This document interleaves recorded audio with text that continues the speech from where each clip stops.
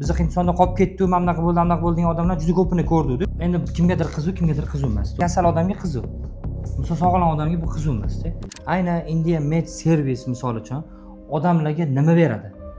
Odamlarga to'g'ri lecheniya olishga yordam beradi. Biz shu 6 ta klinika bilan ishlaymiz, ya'ni Artemis, Fortis, Marengo Asia, Max, Medanta, Paras. Hozir kelayotgan doktorlarimizni hammasi Maxdan bo'lishadi. Chunki hozirgi paytda Max klinikamiz ham juda zo'r. Lekin bu degani qolgan klinikalar yomon degani emas.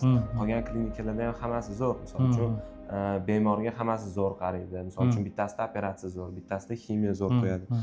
Lekin hozirda kelayotgan doktorlarimiz Maxdan. Keyin agarda kasallar bizdan ketishadigan bo'lsa, biz ularga to'liq plan lecheniya tuzib beramiz. Misol uchun biz bilan kasallar ketishadigan bo'lsa, biz noldan yordam beramiz ularga.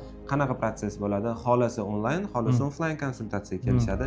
Biz ular bilan polniy nima bo'ladi, hammasini tushuntirib, doktor bilan даже video viziflargacha qilib beramiz. Ko'rishadi doktor, davolalayman deydigan bo'lsa, keyin biz ularga yordam berishni boshlaymiz. Viza olib beramiz o'zini narxida, bilet olib beramiz shotdan o'zimizga, o'tga borgan tekin tarjimon beramiz.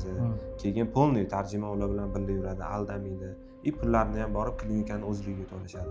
Misol uchun kimnidir tanishi, kimnidir olib borib yuradigan odam, unaqa odamlarga ishiga tushmasdan bo'ladi. Endi bu ma'lumotni nima beramiz o'rtoqlar? Hozirgi paytda bizning O'zbekistonimizdan Hindistonga ko'proq borib, misol uchun adashib qolgan odamlar bor. Aynan o'sha adashib qolgan odamlar uchun sizlarga India Med Service taklif qilamiz. Bemalol ishonib kelsanglar bo'ladi. Misol uchun sizlarda qanaqa kasallik bo'ladigan bo'lsa, ana o'sha kasallikni bu yerda o'zdan analizdan jo'natamiz.